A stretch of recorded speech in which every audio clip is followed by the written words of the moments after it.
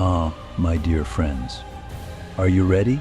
Today we will embark on the greatest adventure in history.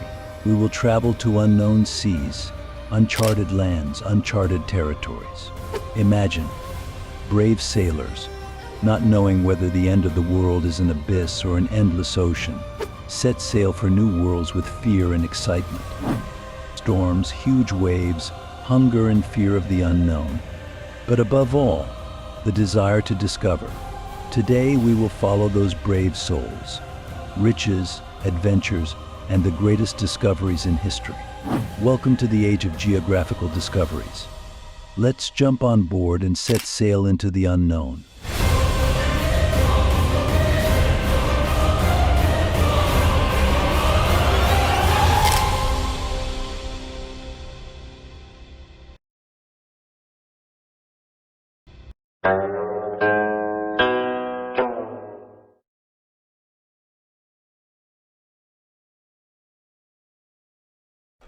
Ah, my dear friends, I will now take you through the narrow streets of old Europe. It was the end of the Middle Ages, the dawn of a new era after the Dark Ages. Europe was beginning to revive after centuries of wars, pestilence, and limited trade. But there was one thing that made Europe burn with greed: trade. The key to riches lay somewhere beyond the world's seas: spices, silks, gold, and many other exotic goods. Ah, my dear friends, for the merchants of that time, these treasures of the East were not a dream but a necessity. The spice route and the Silk Road were like vital arteries connecting Europe with Asia. Spices flavored food, were used to make medicines, and were popular among the common people as luxury consumables. Silks found their way into the fancy clothes of kings and nobles. But my friends, the security of these routes was now in danger, because a powerful eastern state, the Ottoman Empire, had begun to tightly control all these trade routes.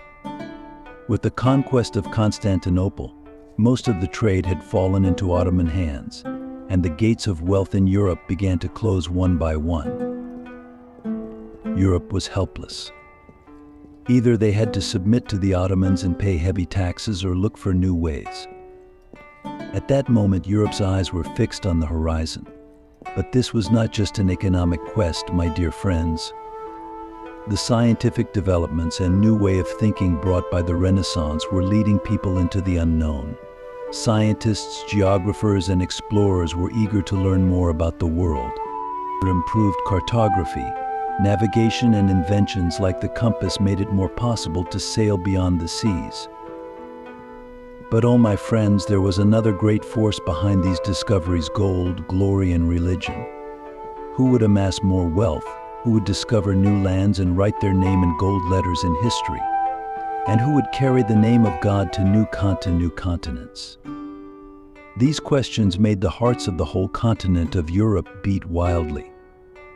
Every king, every explorer, every sailor was after these three great goals: gold, glory, and God.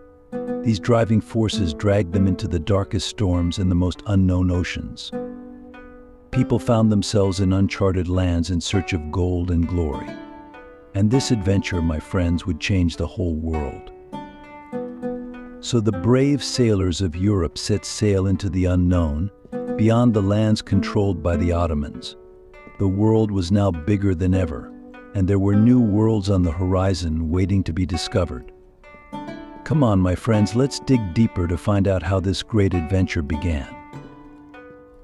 Ah, my dear friends, I take you now to the west coast of Europe, to Portugal, where the ocean winds howl and sailors gaze out to the horizon. This is where the discoveries began and the first steps were taken that changed the world. And at the beginning of this great adventure, a name shines: Prince Henry the Navigator. Henry the Navigator. Now I will tell you how this pioneering spirit led a great adventure. Instead of territorial wars like other great kingdoms of the time, Portugal had a different vision. From a young age, Prince Henry was eager not only to conquer territory, but also to open new horizons in unknown seas. Ah, my friends, what ambition this man had. Buried in books and maps, talking to sailors, he was filled with the desire to explore the world. Henry's vision was not just of gold or land. No, he had his eyes on the unknown worlds beyond the Atlantic, unmarked on maps. Portugal's pioneering exploration begins right here. Portugal was smaller and perhaps more humble than other European kingdoms, but their strength was their hunger for knowledge. Henry the Sailor founded the famous Sagres Maritime School to expand Portugal's charts and cross the seas. This school became a center for sailors, cartographers, and scientists. Ah, my friends, imagine young sailors sitting here, looking at maps of the world, imagining the winds of unknown seas. And then one of Prince Henry's greatest plans came into action, the discovery of the African coast. Yes, my dear friends, Africa was then a mystery. Known as the Dark Continents, these lands were almost absent on the maps of Europe. On Prince Henry's orders, Portuguese sailors set sail for the west coast of Africa, defying the huge waves of the ocean. Those were days of great excitement. Each time they set sail, the sailors did not know what to expect. Huge storms, dangers lying in the depths of the sea, unknown lands. But they were all part of these discoveries. Ah, my friends, just imagine these brave men, reaching the shores of West Africa for the first time, found a completely different world before their eyes. The richness of Africa, the gold, the exotic animals, and the diversity of people meant new opportunities in their eyes. However, these discoveries also had a dark side, because these discoveries also marked the beginning of the slave trade. The first slaves were brought to Europe from West Africa. People saw slaves as part of the trade alongside gold and spices. At this point, my dear friends, history began to write about suffering and the oppression of man over man along with gold. But Portugal was not satisfied with just reaching the African continent. No, my dear friends, their horizons were much wider. The discovery of Azores, Madeira, and the Canary Islands were other important stops on this great adventure. These islands, which had not even been on the map for hundreds of years, were discovered by the pioneering sailors of Portugal. The rich vegetation of Madeira, the exotic air of the Canary Islands, and the wild nature of the Azores were the new assets that Portugal added to its territory. And that, my dear friends, is how the path paved by Prince Henry the Navigator transformed Portugal from being just a small European country. It made them a nation that redrew the world map, explored unknown seas, and opened new trade routes. But this was only the beginning. Ah, my dear friends, now I am going to take you on another great adventure. This time we are sailing beyond the waves of the Atlantic south of the African continent, to a discovery that no one had ever dreamed of before. Imagine the year is 1488, and everyone has one big dream in their minds: to reach India by sea. They were after those spices, those riches, those unknown lands. But it's time to get to know the first brave sailor who made this dream a reality, Bartholomew Dias. Bartholomew Dias, oh dear friends, was a brave man who risked everything to discover a new world beyond the seas. He sailed to the south of Africa, where no European sailor had ever crossed before. He battled the stormy waters of the ocean, huge waves and ever-changing winds. Although it was a journey full of darkness, uncertainty and danger, there was a shining hope in Dias' heart. Hope to find that famous sea route, the endless road to India. Imagine, my dear friends, after days of arduous travel, Dias' ship suddenly encounters a different landscape, a point in the south of Africa, surrounded by huge cliffs. This was the place that would go down in history as the Cape of Hope and redraw the maps of the world. What a great achievement, what a great discovery. The discovery of the Cape of Good Hope was the first step for European sailors on their way to India. But this discovery was not just the discovery of a place, it was also the beginning of an era. When Dias reached this cape, he realized that there were no more unknown corners of the world. The once dark seas were now open to human exploration. Ah, imagine, dear friends, what hope this discovery carried for the sailors of that time. That's why they called this place the Cape of Hope, because this cape was a beacon of hope for sailors, opening the door not only to new lands, but also to a new world. By reaching the southernmost point of Africa, beyond the stormy seas, Dias had mapped Europe's sea route to Asia. But my dear friends, the story of Dias does not end here. This brave sailor not only reached the Cape of Good Hope, but also sailed to the eastern coast of Africa, further strengthening sailors' hopes of reaching India. His great discovery laid the foundation for future expeditions. And of course, sailors like Vasco da Gama would follow this route to India. But this very point was the beginning of it all. The discovery of the Cape of Good Hope was not just a geographical discovery, my friends. It was also a symbol of the courage of men to transcend their limits, to sail into the unknown. Dias' voyage realized the dream of European explorers to find the new sea route to Asia.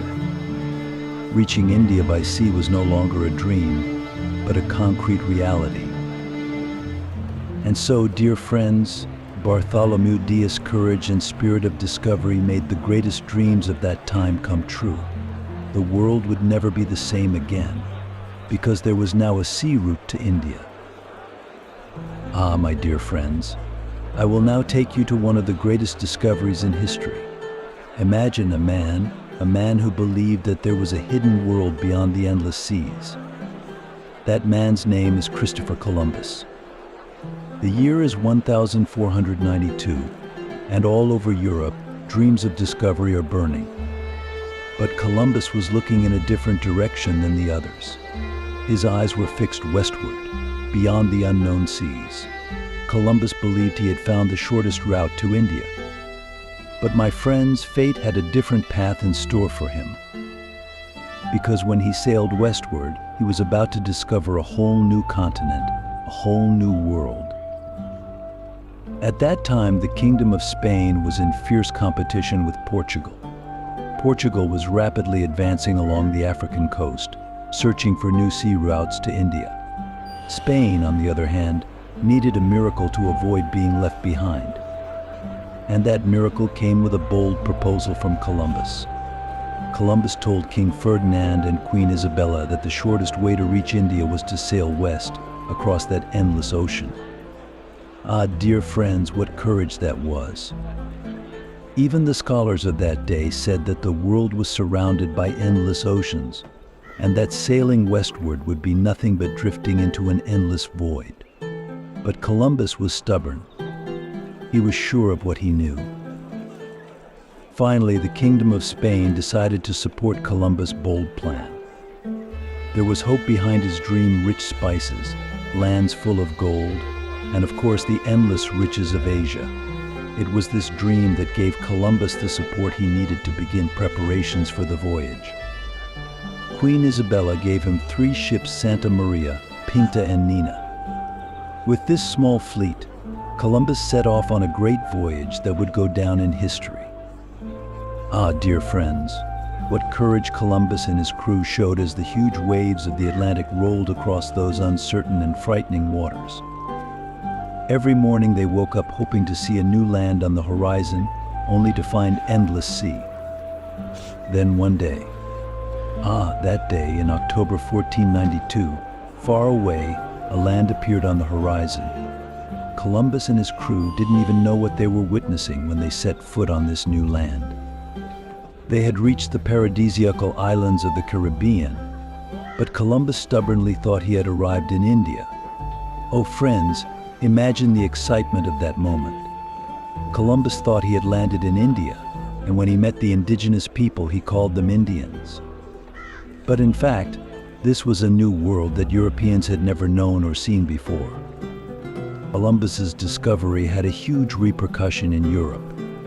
The existence of the New World offered unimaginable riches and opportunities. But my friends, Columbus lived his whole life thinking he had reached India. Never for a moment did he realize he was wrong. That's an ironic twist of history, isn't it? In fact, this place he thought was India was the continent we know today, the Americas. Columbus didn't even realize that he had found this new continent. But his mistaken belief transcended the borders of Europe and ushered in a great era that changed the whole world. Columbus' courage, his first sail across endless seas, ushered in the age of discovery. And this new world was no longer unknown to Europeans. And that, my dear friends, the fate of the world was changed by the brave heart of one man. My dear friends, we are talking about a time when the world was just taking shape and borders were just beginning to be drawn. After the discoveries of Christopher Columbus, the discovery of the New World created great excitement in Europe. Spain and Portugal began to lay claim to these newfound lands. A rivalry between the two great powers was growing rapidly. Who would claim these vast, unknown lands? Both wanted to protect their own interests, but they coveted the same land. Friends, how else could this great power struggle be resolved? It was at this point that Pope Alexander VI stepped in. The Pope, the greatest religious authority in Europe at the time, intervened to strike a balance between the two powers. In 1494, he brought Spain and Portugal to the table. He listened to the demands of both sides, and eventually an agreement was reached, Treaty of Tordesillas. What a treaty, friends. With this treaty, the world, though not yet fully discovered, was divided into two, and its fate was divided between two great powers. The Pope divided the world in two with an invisible line. The famous line ran through the middle of the Atlantic Ocean, giving the east to Portugal and the west to Spain. Think about it, my friends. They divided the whole world at a table. Lands that had never been set foot on, oceans that had never been explored, lands that had never even appeared on maps were divided with the stroke of a pen. The Treaty of Tordesillas was a compromise that ended the great conflict between these two powers. However, this treaty had far greater consequences for the exploration of the world.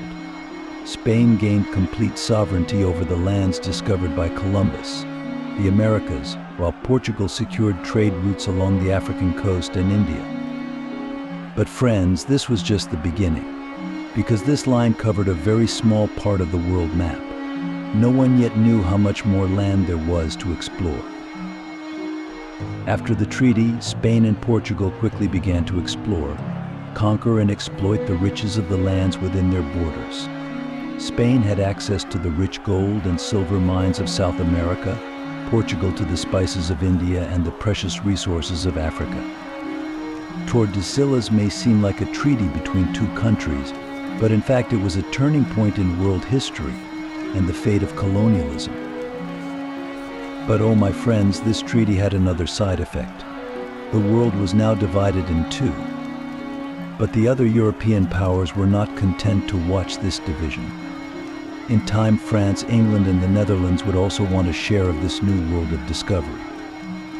And so a new race of discovery and conquest would begin all over the world. The Treaty of Tordesillas was the first spark of this race. My dear friends, in those days the world map was being redrawn. A signature on the table was shaping the lands beyond the oceans and changing the future of humanity. And it all started with a line. My dear friends, what I am about to tell you is one of the high points of the geographical discoveries. Think about it. For years, European sailors had dreamed of reaching India, opening trade routes to reach this rich land. With the discovery of the Cape of Good Hope, the southernmost tip of Africa had been reached, but India was still out of sight, shrouded in myth.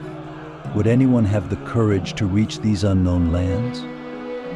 This is where Vasco da Gama, that brave man who heeded the call of the seas, stepped in. Vasco da Gama, a young sailor of the Kingdom of Portugal, took the lead of this great expedition that had been prepared for many years. But what a voyage it was. In 1497, da Gama set sail from Portugal and led his ships into the waves that would break the Cape of Good Hope into the unknown depths of the vast oceans.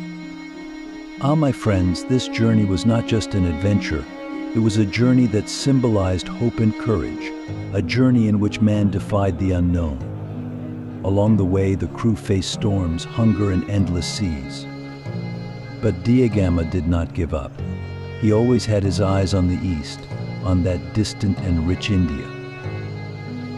And finally, in 1498, after months of voyaging, Vasco da Gama and his crew reached the port of Calicut on the southwest coast of India. Ah, my dear friends, imagine the euphoria of that moment. Reaching India was not just reaching a country. It meant opening the door to a new era for Europe. Trade that had been carried out over land routes for years would now be carried out over the seas. This sea route opened by Gama would change not only Portugal but also the whole of Europe, opening the doors of riches wide open. Another great adventure awaited Gama when he arrived in Calicut. Negotiating with Indian merchants, finding spices and precious stones to meet European demands, friends, was no easy task. But da Gama was not only an explorer, he was also a master diplomat and merchant. As the caravans traveling along the spice route gradually lost their importance, Portugal could now reach India directly by sea. And so a whole new trade route opened between east and west. The opening of this sea route radically changed the role of European states in trade. Thanks to this new route, Portugal became the key not only to India but to all the riches of the East. Spices, silks, precious stones began to flow into the ports of Europe. Ah, my friends, think about it. Owning Indian spices at that time was like owning a treasure. Cinnamon, cloves, black pepper. Europe's cuisine, lifestyle, and wealth moved to a completely different dimension. Vasco da Gama's successful return home was hailed as a great victory. His voyage revolutionized not only commerce but also politics and culture. Europeans had learned that they could now directly access the riches of the East through the seas. But this voyage also symbolized the rise of Portugal. As the master of the seas, Portugal would set an example to other European states and encourage them to make new discoveries. Ah, friends, this adventure of Vasco da Gama changed the course of world history. The path he opened the door not only to India, but to countless riches around the world. The future of Europe now lay on the seas and in distant lands. This great discovery shaped not only trade, but cultures, people, and even the fate of states. And so, my friends, this opening to the seas foreshadowed many more discoveries to come. Europe had opened its eyes to a bigger world, and who knows what more would be discovered beyond the seas. Now, my friends, let me tell you about one of humanity's greatest adventures. It's the story of a man named Ferdinand Magellan, who set out on what might be the boldest sea voyage in history to fulfill a dream no one had ever accomplished before, to sail around the world. This thought burned in Magellan's heart like a fire. Unknown seas, storms, hunger, rebellions. None of these challenges would stop him because he was determined to push the limits of the earth. On a hot day in 1519, Magellan and his crew set sail from Spain with 5 ships. Can you imagine it, my friends? Back then, no one really knew just how big the world was. Distant lands were only marked with shadows on maps. Magellan's plan was to go beyond those shadows, to travel from one end of the world to the other. For him, this wasn't just an exploration, it was a matter of faith. With the support of the King of Spain, this small fleet aimed to find new spice routes and light up the unknown corners of the world map. Days, weeks, and months passed as they drifted through the vast waters of the Atlantic Ocean. But Magellan's determination never wavered. And finally, when they reached the shores of South America, they took a step into one of history's most significant discoveries, the Strait of Magellan. Yes, my friends, it was Magellan who discovered this narrow, dangerous waterway and led his crew under South America to the Pacific Ocean, an ocean no European had ever crossed before. Until then, this ocean was a mystery.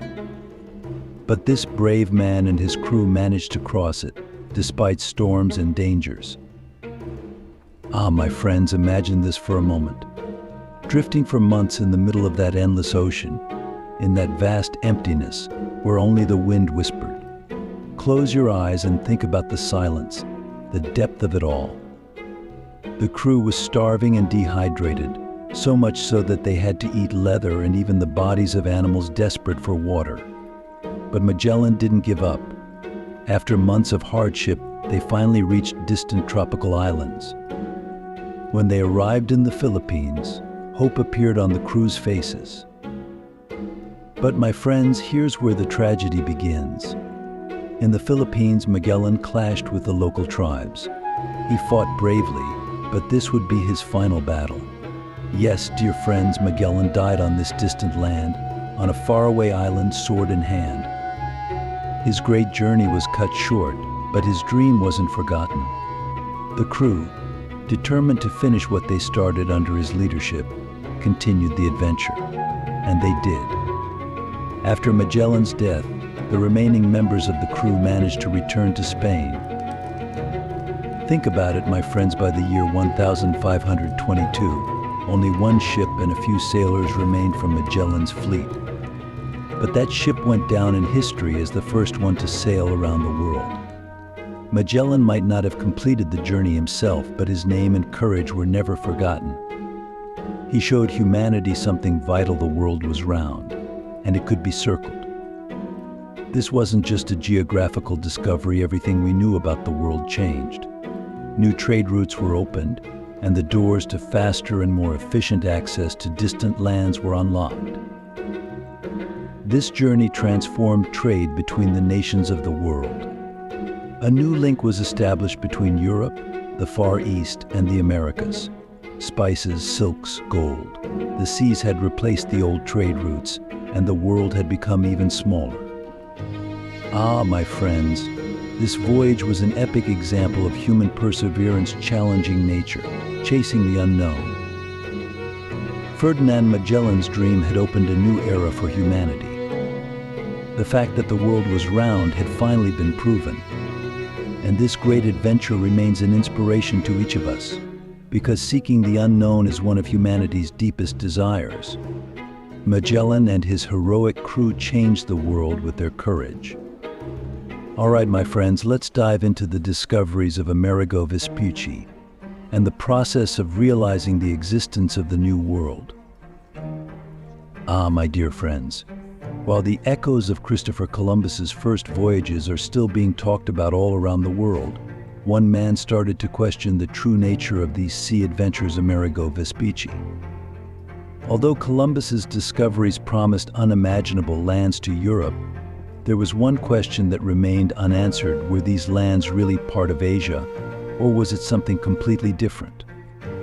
This is where Vespucci stepped in, chasing after that very question. When Vespucci first set sail, he, like the other explorers, followed Columbus's path, sailing westward. But Vespucci's eyes were focused on the details in the landscapes he saw. He started to realize that, unlike what Columbus believed, they weren't stepping foot on the shores of Asia, but on a completely different world, a new world. These places didn't resemble Asia's traditions or geography. The forests, the animals, and even the stars were different. This is where Vespucci's brilliance came into play. His awareness uncovered an important truth that Columbus had missed in his discoveries: this was a new continent that Europe had never known. Until then, no one had thought of these regions as a separate continent from Asia. But Vespucci's letters and reports made a huge impact in Europe. These writings became the first documents to explain that the New World was indeed new. Now, you might be wondering, how did the name America come about? Well, ironically, Vespucci's name became so important that it would end up disproving Columbus's grand dream of finding a new route to Asia. In Germany, a cartographer named Martin Wald-Seemuller, influenced by Vespucci's writings, named this newly discovered continent America on a world map he created in 1507. While Columbus's name faded into the dusty shelves of history, Vespucci's name would live on as the name of the continent for generations. The realization that these lands, which Columbus had insisted were part of Asia, were actually a completely different world caused quite a stir in Europe. Although Columbus is often remembered as the father of discovery, it was Vespucci's intuition and awareness that truly turned Europe's eyes to the New World. Columbus's mistake was corrected by Vespucci's sharp mind.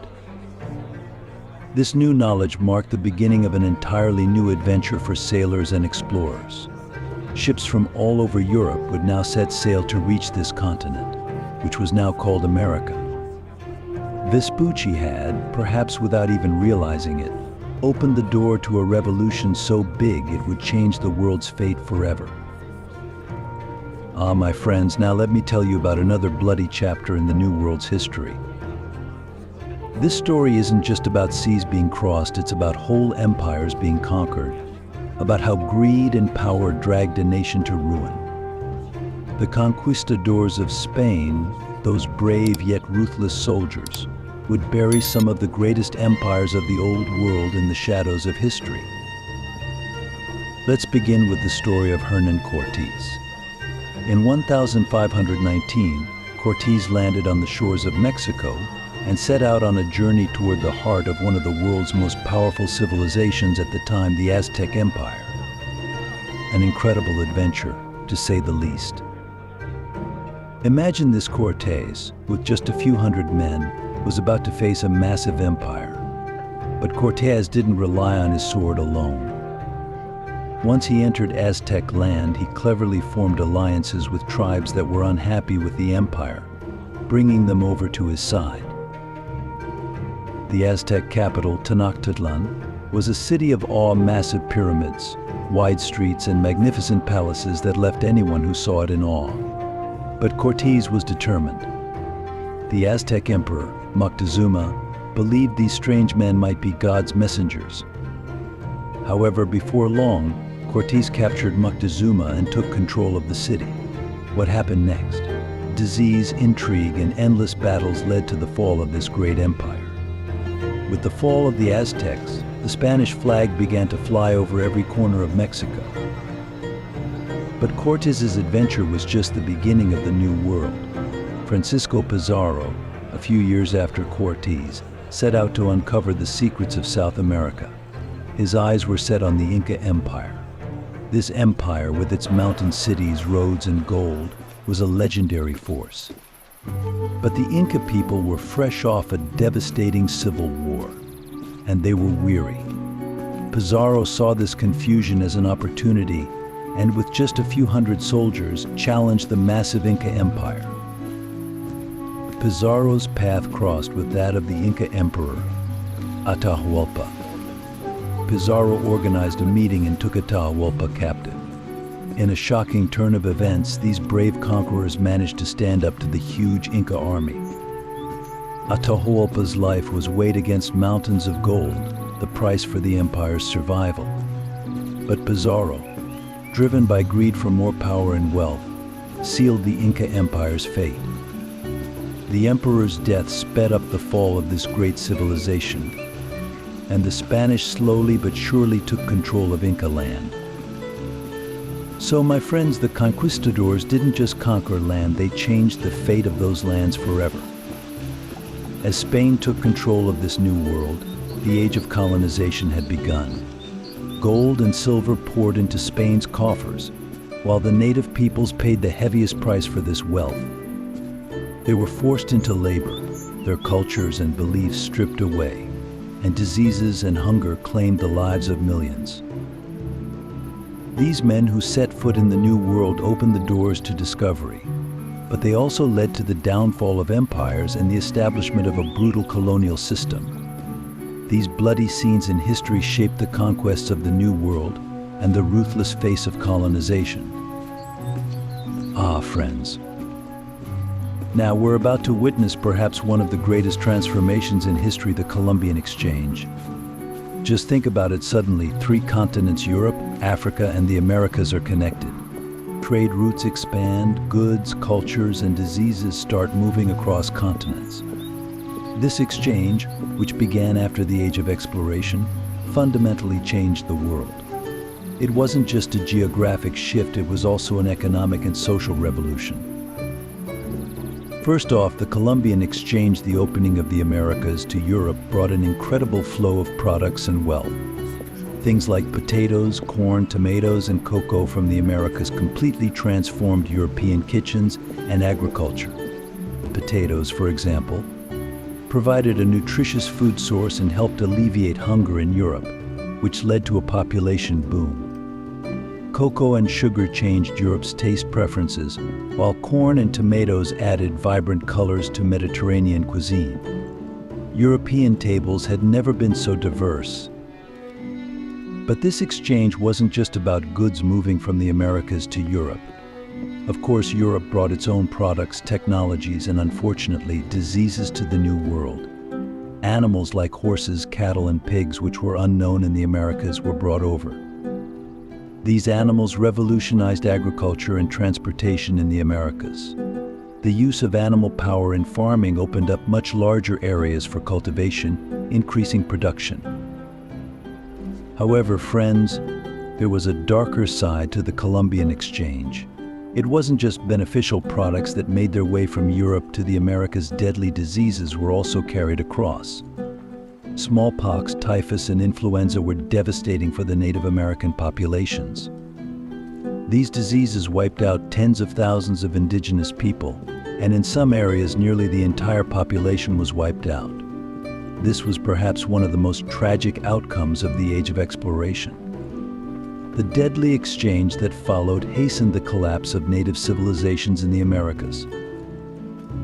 Of course, we can't forget that Europe also felt the effects of this massive shift. With trade routes expanding, Africa was also drawn into the exchange. Africa became involved in the slave trade, which dragged the continent into centuries of suffering. Millions of Africans were forcibly transported to the Americas and made to work as slaves. This forced migration destroyed the social fabric of Africa and laid the foundation for the massive colonial economies in the Americas. And so, friends, the Columbian Exchange kicked off the golden age of trade in Europe. European countries, especially Spain and Portugal, grew rich from the gold and silver coming in from the Americas. These riches gave them the power to influence global trade. Over time, this wealth spread to other European nations, leading to rapid growth in trade and the opening of new markets. The world economy was now on the brink of a new era. This new economic system, known as mercantilism, was based on the idea that wealth equaled power. Countries sought to establish colonies and control trade routes to acquire more raw materials. New products, new wealth, but also great suffering. This Columbian Exchange became one of the most pivotal moments in world history. The world, now smaller and more connected than ever, saw economies change, societies transform, and the global foundation we know today was laid down by the great consequences of the Age of Exploration. Ah, yes, my friends. The political consequences of the Age of Exploration changed the world at its core. New lands, new riches, and more importantly, a new arena for power struggles emerged.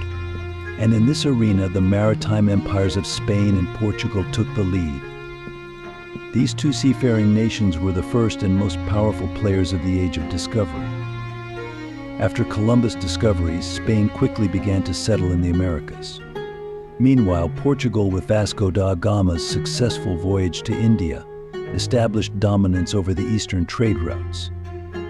Oh, back then, the oceans across the world became the castles of massive kingdoms. The Spanish and Portuguese were conquering the world by sea, and with each new discovery, they grew even stronger. Of course, my friends, the rise of these maritime empires wasn't just about gaining wealth or new territories.